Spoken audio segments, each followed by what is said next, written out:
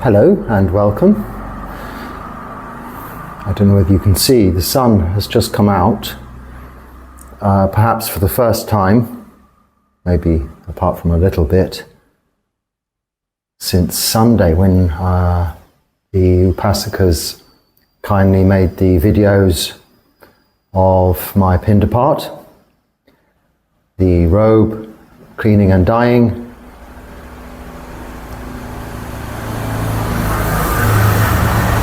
and a little bit of the meal, dana offerings, blessings. Since then, it has been raining. Cats and dogs, as we say in England. I'm not sure where that expression comes from, but a lot of rain. And Balala, the cat, has spent a lot of time in here with me. I think sheltering from the rain, and I too have been very grateful to have this shelter as it is, this little room, this kuti, to stay and not be wandering as I had planned to do, because really it was some heavy rain and I wasn't able to go down to the beach area normally where and still even, because it's literally only just stopped, go to record these talks about your comments.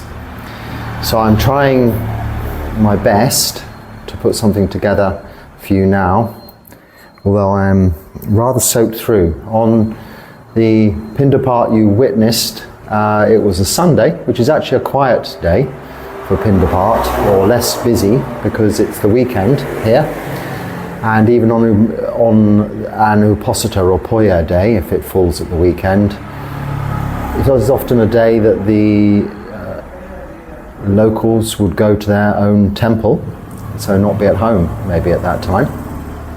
But nevertheless, Saturdays and Sundays is not unusually, one would expect it to be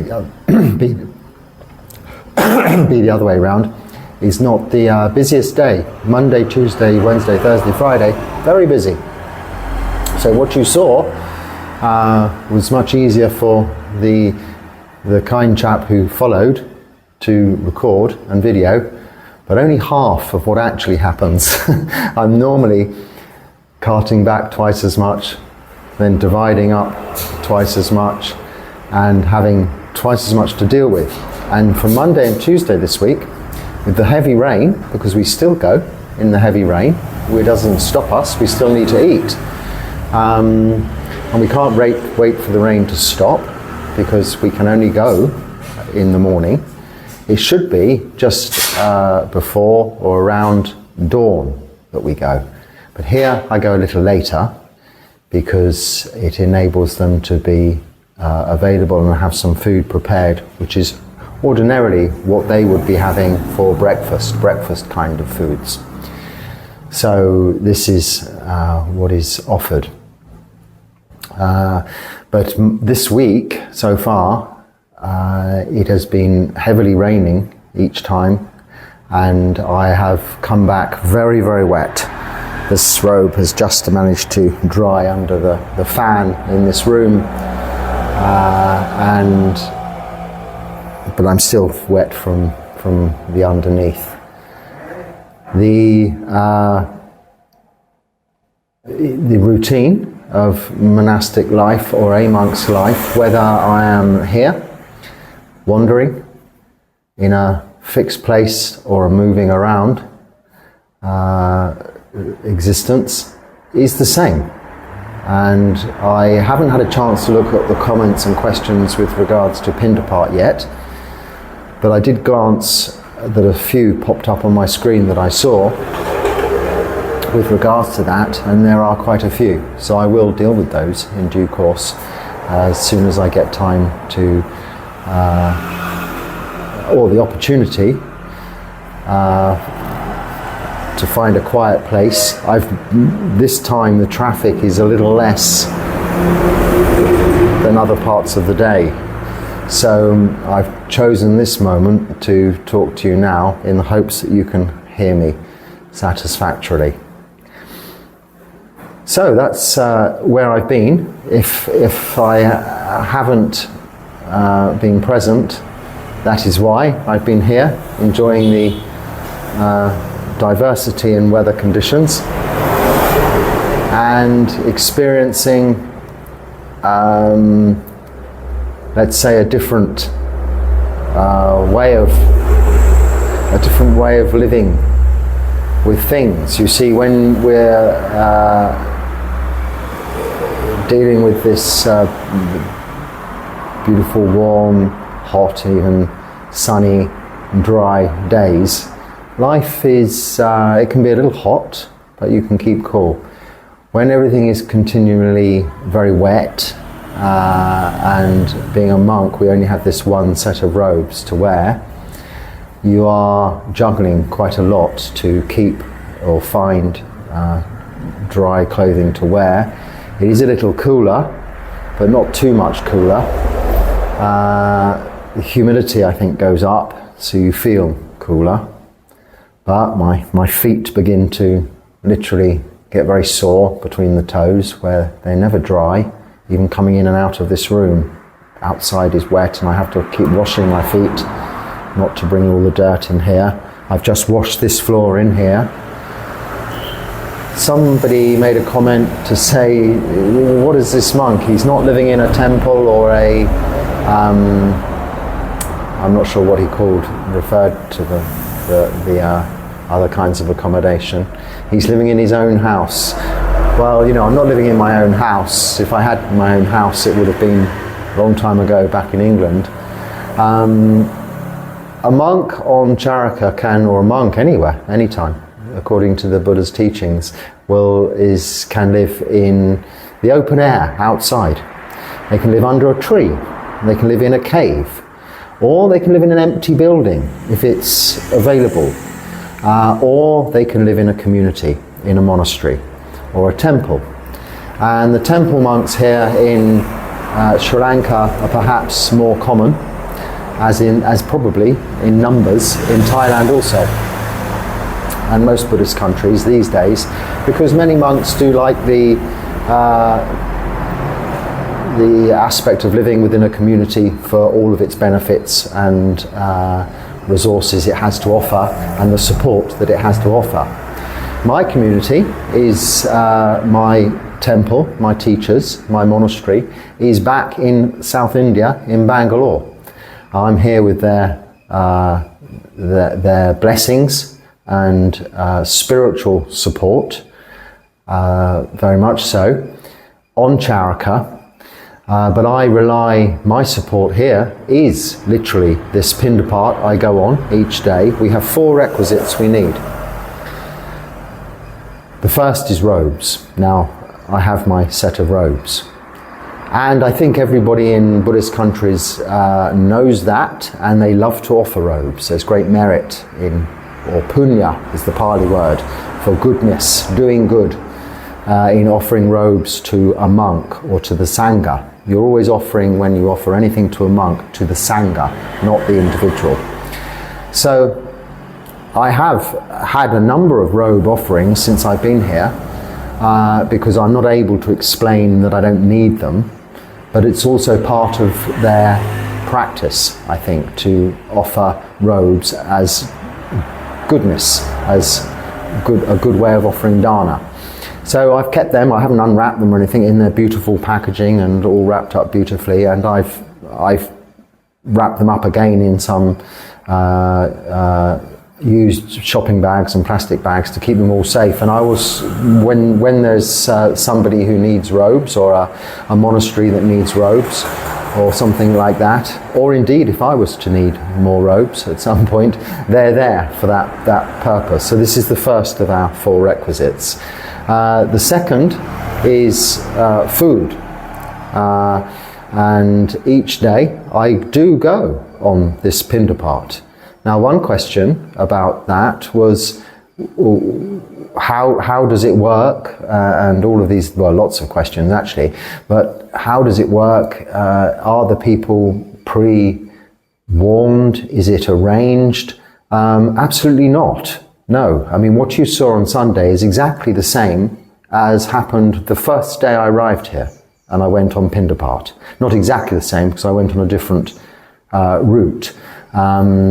But when I got my bearings, because you do need to walk into a village or a small town area where there are houses and people, of course, walking right out into the rural community or along the beach isn't going to be successful if you want to eat. So yes, what you saw in that video is how it was on the first day. And it's actually the same people coming out offering each day. Maybe there are a few more, but some go, some come. Depends on the day of the week. But they understand when they see a Buddhist monk with this, in its carrying, in our way we wear our robes, as you saw, they know that this monk is to be offered something. Now, of course, they do offer you money, but I strictly have an abidance to this rule of not using money and refuse all offerings of any cash or money, as it's so much offered to me every day. People stopping their cars and saying, please, and I say, no money. And they say, but, and I say, no, it's okay. And I give them a blessing for their generosity, but allow them to go away. Now, if they then go to the shop and buy some food and offer it to me, that's wonderful also. It gives them the opportunity to offer dana. Again, to the Sangha, it's not to me personally. And this is what I eat, and what I eat is actually what they're generally having for breakfast. I think some have got the idea that that is all I eat. I have just the one meal. So I'm getting some nice cooked vegetables in the offerings and some plain rice also, which perhaps would be more their lunchtime food. But some people are thinking, well, he can't just live on what they call hoppers, which are noodles and sweet things and rice buns and milk rice and things like that. I do need some further sustenance, but I get more than adequate, as you've seen, amounts of food and nourishing food. And this includes all kinds. I don't refuse any offerings. So there's some fish curries coming with some nice rice and meat curries. Now with Balala here, I'm able to do my own bit of dana and offering, and I open just one package because I don't want to spoil the food that I'm then giving to others, having distributed to others, and find one with some fish in there or some meat. And I take that out and I put it in a little dish for this cat. I'm not sure where the cat comes from, but it seems to hang around here a bit. So in that respect, Balala gets to eat also as a result of the kind donations or offerings from people in this village and town. So yes, there's no forewarning. People just know. They see a monk in a Buddhist country. Someone also commented, well, if you did that in Europe, you just get maybe a banana and a can of Spam. It was a good comment, and absolutely. What's wrong with a banana and a can of Spam? I mean, I'm a vegetarian, so the Spam wouldn't be great, but if I was hungry, I would eat it. I have not gone on alms round in Europe or in England, but just walking through my mother's village to visit their local Christian church, actually the church there, because I have many old friends there, that I was going on a Sunday morning. On my return from there, it was still quite early, so I went to the very early morning service. People came out of the shop and offered me drinks, food and things like this, just because they've seen videos like this, they've seen YouTube with monks, and they've seen TV programs with monks going on alms round. So it's not a totally unusual thing these days. So you wouldn't starve. Now, this is something, it shouldn't be prearranged. It's not a ceremonial thing. It is how I live. It's real. I'm a monk living as the Buddhas said we can live, within our rules, our Vinaya, Vinaya Pitaka, the summary of which is our 227 Bhikkhu rules, the Patimokkha. As long as I'm contained within those rules, that support is a support to my way of living. So I can only go at certain times of day. Someone also commented that a teacher had told them that monks can go in the afternoon to allow people time to cook. No, absolutely not. We cannot go in the afternoon. In fact, we should be not going even towards noon. We have to stop eating at noon. We finish our food at noon. Now, that may not be upheld strictly in some temples and monasteries. They may even start just before noon and carry on eating quite a long time afterwards, which is why I don't live in temples like that, because it would be difficult for me. They also have maybe breakfast, and they have something even in the evening as well. I tend to, for simplicity's sake and to support my practice, stick to these extra Dhutanga rules of just the one meal in my bowl. So what goes in that bowl, I mean, I have to sort it all out when I get back, as you may have seen, but then I put in what I'm going to eat for that day in this bowl, including, you know, sweets, savouries, everything, breads, fruits, in there. That's sufficient. Then I sit to eat in one sitting and eat it. Now, maybe I'll have a break or I get interrupted and not get round to the fruit, put the lid back on and just wait a few minutes or talk to somebody, and then carry on. But this is my one meal from there in this one sitting, and that's sufficient. One reason why I prefer to live alone. And as far as living in my own house, well, this was an empty building that whom is now my kapia, my helper here, the tuk-tuk driver, Gamini, whom you've seen in various appearances in these videos from time to time, who helps me out enormously in all of the things I cannot do. So he does the distribution of the food after I've taken my little bit from my bowl. There's a huge amount left. He bags it all up, takes it to the various houses and people that don't have sufficient food, and makes sure it's all fairly distributed, because sometimes it can get a little bit excited, that sort of that scenario going on. So I don't want to get involved in that. So he's very useful in that respect, and also he takes me around if it's necessary to go anywhere in the tuk-tuk, and he's just there for my general support in case I need something. And he speaks English to an extent, so we can just about communicate to get things done. And he found this empty building, and the owners, you know, painted it out, sorted out the floor and put a bathroom in, and that's it. And I've been staying here ever since. It was for a temporary time, but now I'm into my second month, so it's become longer than that. So it isn't my house, it is where I'm staying. It was an empty building, so it's within these guidelines, as the Buddha suggested, as to where we live. It's also in a very suitable place. It's outside of the touristy area of what is further on into the town, and it's also within walking distance, the correct amount of walking distance for pindapata. Now, in terms of the Buddha's measurements, I'm not sure what they referred to, but it's usually estimated at around 1.5 to 2 kilometers is about the maximum, or a mile from the nearest conurbation, village or town that we're allowed to live, because we have to be able to walk in the morning into town, arriving at dawn or just before dawn. The commenter who said about going in the afternoon was quite correct in that there is a rule in the Vinaya: we mustn't go when it's dark, because we mustn't scare villagers, because they'd get a bit freaked out if they were hearing rustling or something outside and they saw a monk standing in the dark outside of their gate.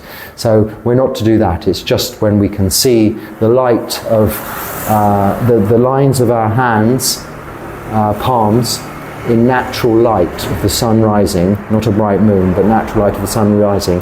This is how we determine dawn, which is about sort of 5:45 in the morning. And that's also the beginning of a monk's day. So that's when we should go, and we must be back to sorted out and eat that well before noon. After that, we shouldn't really need to go out in the afternoon, and if we do, we probably would need to be accompanied. I have on occasions had to go, and we had to go and get something or other. Can't remember what it was from the town, and Gamini's taken me. And on another occasion, I just walked into town. But it did feel a bit strange going out in the afternoon, because it's a very different place. A town like this in the afternoon is considerably different to how it is at 6:30 in the morning or 7 o'clock. All the shops are open, they're no longer shuttered up, because when I go, all the shops are closed and shuttered up, apart from a few market stalls, and we're just seeing the people who live there in the town. So it's a very different place, and of course there are tourists and people milling around that I wouldn't normally see. So I won't, and we're not supposed to make a habit of doing that, not as monks. So this is the shelter that we're offered. And then finally, the fourth requisite is medicine. And they know that also here in a Buddhist country. So I get offered all considerable amounts of packets of headache pills, like Panadol or something like that. I suppose because it's handy and easy for them to buy, and they know it's something we may need. I have had to use them occasionally, because you can get headaches in the sun, because when we really cannot wear a hat here. But yeah, these and special herbal cold remedies and all this kind of thing get offered, because these are the four requisites. So it's the robes, the food, the shelter, and medicine. These are our only requisites to live from one day to another. And we reflect upon that in our chanting. One of the chants, I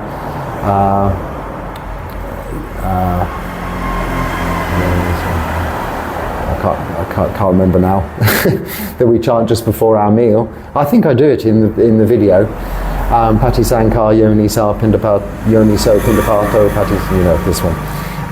Is reflecting on how we use this requisite of food, not for beautification, not for pleasure, but just to get us through another day. Similarly, we have a chant with the robes. It's just to ward off flies. It's not to look beautiful. It's not for any other purpose. It's just to keep our modesty, keep us either warm or cool or free from insects and this kind of thing. So shelter too has to be very simplistic. As you can see, we have made it into a kind of small temple. I wouldn't call it a temple, more like a chapel that we'd have in a Catholic or Christian faith, because it's just 4 bare walls, but with a Buddha Rupa suitably placed high on the wall, so even if someone's standing, the Buddha Rupa is above them. And people do come to see me here.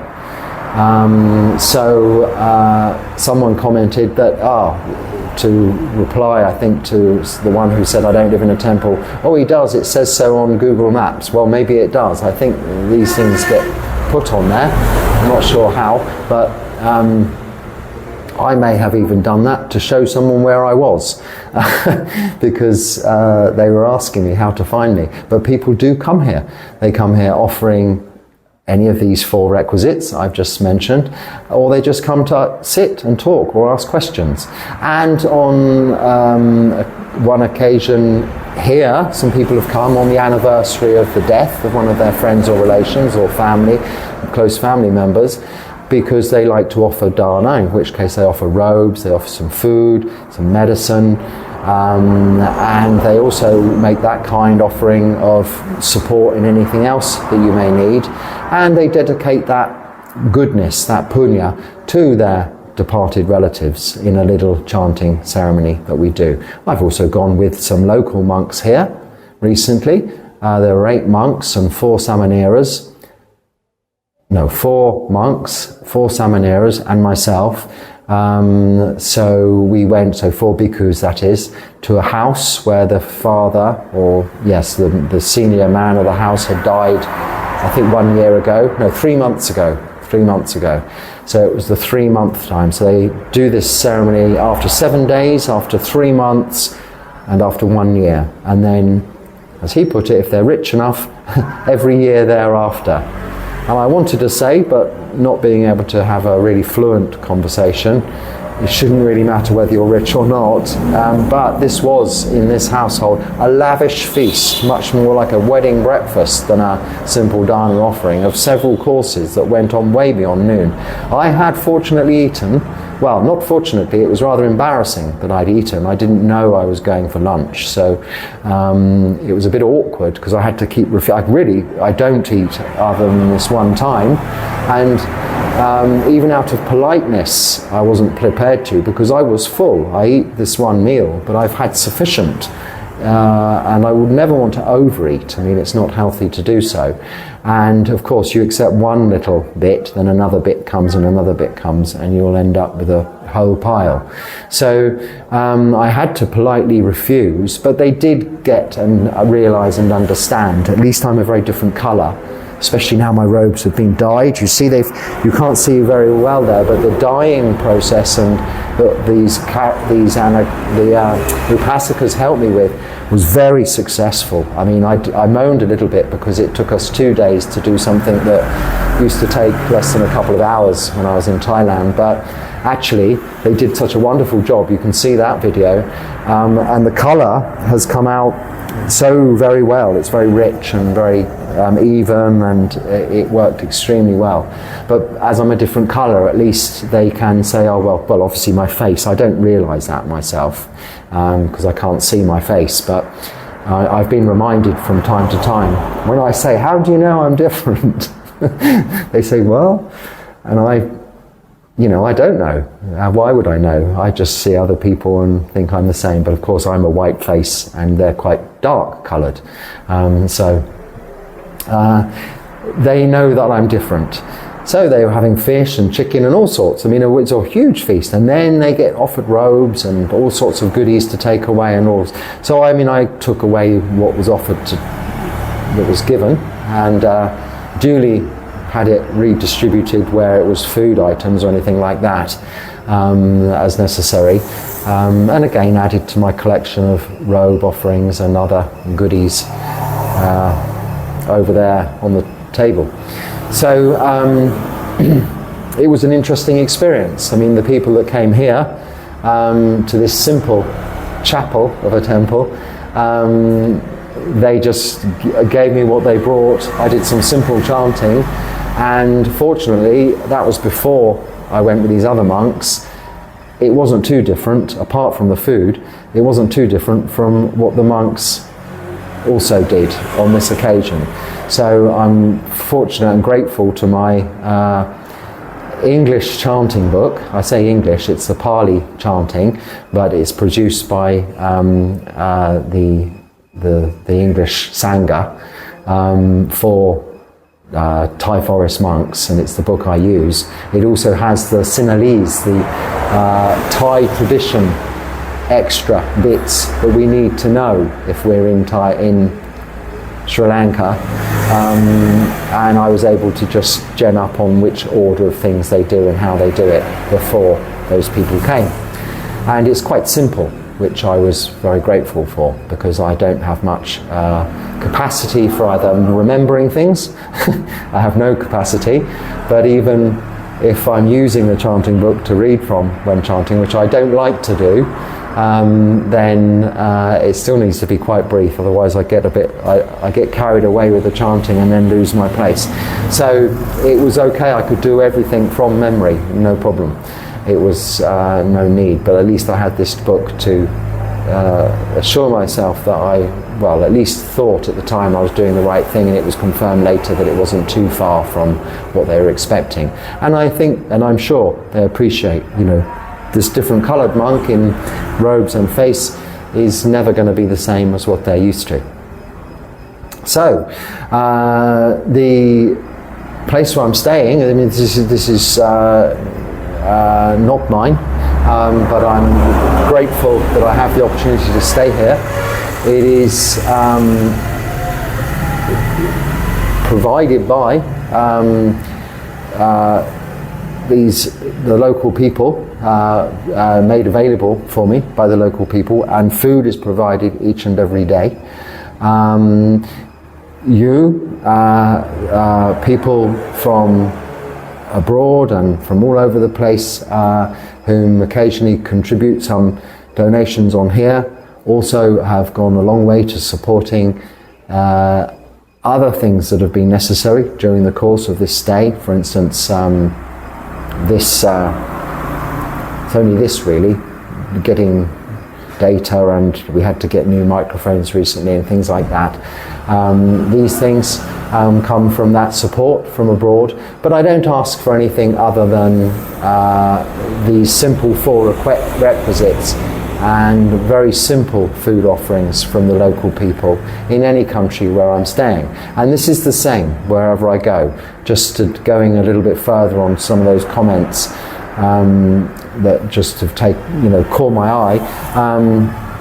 Even if wherever I go, I mean, when I moved to Ketoli in South India for the Vasa, I went on pindapata each day at first, until people got to know me, and then I saw there was no point going on pindapata, but they got to know me sufficiently to offer me something, even a cup of chai or something like that, or a samosa at the correct time, and you establish yourself. So I do what the Buddha showed us to do wherever I am, and I don't adapt it. And then people recognize that as being, yes, that fits in with our own lifestyle, our own existence, and it doesn't inconvenience us. It in fact makes it very easy for us. We can offer him just some simple fruit or some food left over even from last night, or we have some breakfast things, we can give him that. He's never going to refuse anything, he's not fussy. It makes their life easy to give dharma, be generous, practice generosity. And this is why the Buddha gave us this guidance as to how to do things. And if we stick by that, it works. So, I mean, just to repeat myself, this is for real. That isn't just a video I made, that's every day. And that's an easy day, a quiet day, when the chap was able to come and film it. Normally, if it's raining cats and dogs, like the last couple of days, and I've got being offered coconuts and big melons and bottles of water, it gets quite, you have to accept it all, so it gets quite a bit more difficult to carry all this stuff and manage it all, and not also squash it all up. As you see, I have to carry, as it is, an extra bag to take the overflow from my bowl into, but you have to be very careful not to squash all of the contents at the bottom. So it's quite a practiced art, which fortunately I've been doing now for some time. Long before I was a monk, I was going as an anagarika on alms round every day with monks, assisting them. And you learn that way how to do it and how to carry all this successfully back intact and still edible. Whether it's raining or whether it's baking hot sunshine, it doesn't matter. We still do it the same way at the same time in the same place, wherever we are. And that's the consistency of our routine. And this is how the practice works. By keeping this consistency, this routine, it gives us a solid foundation, a basis to support our practice, which is of course mainly supported through sila, in your case, or in lay people's case, the keeping of the 5 precepts, and with ourselves, these 227 rules, which support our keeping of those 5 precepts and very many more. So I've been very fortunate to arrive at this place through no real planning, just through causes and conditions that I must have put in place in the past, have resulted in me being here, where I am very well looked after and supported by the local people. I ask nothing of them, they ask very little of me, but they seem very happy to have the opportunity to feed me each and every day, and I am of course very grateful to receive those very generous offerings and to be nourished and sustained daily in order that I can continue my practice in this beautiful place. Raining, sunshine, it doesn't matter. And where I am, it doesn't matter. But we do need the support of those 4 requisites. But that's all, nothing more. I don't need temples, I don't need air-conditioned cars, or really even electricity and fans. That's a bonus. But to practice, I of course do need, in the rain or even in the real serious hot sun, some shelter, food, and occasionally medicine, maybe something I'll put on my sore toes later, but I haven't got anything like that, I don't think, but if something came along. And of course robes, or the help that we have to maintain these robes, as you saw in the video. So I thought today I'd just, test out this environment in case I need to continue this week. It may not stop raining. I was informed or told it would be the end of the rain, 1st of December. I think it's quite a bit into December now, and it seems to be raining more. But this is uncertainty. We don't expect anything. It's expectations that cause us suffering. So without expectations, we can move very quickly towards freedom from suffering in this lifetime, which is of course our goal, both as monks and as lay people. This practice is, after all, just that. It is to become free from suffering in this lifetime. Nirodha is the end of suffering. And this begins with this very easy to understand, but very, perhaps at first, difficult to do, but progressively becoming easier, this practice of sila, just keeping those 5 precepts, of samadhi, meditation. And it's this that develops this wisdom, panya, this understanding of anicca, of uncertainty, the understanding of dukkha, our suffering, this unsatisfactoriness of all things, and the real understanding, eventually, with a lot of practice, of anatta, that we are not what we perceive ourselves to be. We are not a self. It isn't that there's no self, because of course you are identifying, you're seeing me as this person talking to you. I don't not exist. I'm a real monk who has had a little bit of dukkha in the last few days, what with his feet and things. Oh, someone asked me about how do I cope with the hot tarmac with my feet in pindapata. Well, actually at that time of the day it's not hot. But saying that, tarmac is quite a luxury. It's smooth. I'm not used to that. I'm used to very sharp stoned tracks and roads in Thailand, which initially, when I arrived in January, having not been on pindapata for a long time, back at the beginning of this year, I found very difficult to deal with. My feet were bleeding at the end of arms round, and then I still had to go the next day. And then you're walking on old wounds, but your feet toughen up quite quickly, and after 7 months I didn't even notice it. I've continued walking in bare feet since then, even when not on pindapata in India, and my feet are really like soles of shoes. They're quite tough, albeit the sand or the tarmac, you're quite right, the sand can be like molten glass, and the tarmac can be like soft tar. It's the liquid, very, very hot. And that can be a little bit hot. You've got to be very careful because you can burn your feet without knowing. But that's not when I'm walking around in bare feet. It's mainly the surface that's the problem. One of my feet I've got a piece of glass or something in which I cannot find or see to get out. I'm just hoping it will find its own way out. That's causing me to limp a little, but this is what we get used to. It's not much to get used to. It's really part of the understanding of our bodies. It's bringing our awareness back into the body, very much into the feet. If you're practicing walking meditation, you probably find it difficult to maintain that attention on the feet as you pick up your feet and you feel the pressure of the ground release from the soles of your feet, and then as you place your foot down you feel the texture and the pressure of the ground again. After a short period, that attention will go away. But if you stick a piece of glass or a thorn or a splinter of some kind in your foot, then that attention won't go away for the entire 3 kilometers that it is and back. I think it's 2 kilometers. Somebody on there somehow has measured where I went. They must recognize the places.